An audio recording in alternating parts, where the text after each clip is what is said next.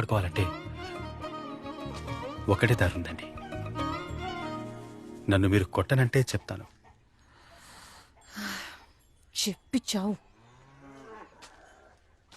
నా కోసం కాకపోయినా మా అమ్మకిచ్చిన మాట కోసం, నా కుటుంబంలోని వాళ్ళ కోసం నన్ను పెళ్లి చేసుకోండి. దీని మూలంగా నాకు దొరకబోయేది రెండు విషయాలండి. ఒకటి, మన ముగ్గురం కలిసి తీసుకోబోయే ఆ పెళ్లి ఫోటో. దాన్ని మా అమ్మ కళ్ళ ముందు తగిలిస్తే జీవితాంతం దాన్ని చూస్తూ బతికేస్తుంది. రెండోది, నా మేనత్త, మా బాబాయిలు, వాళ్ళు కూడా పెళ్లి చేసుకుని లైఫ్లో సెటిల్ అవుతారు.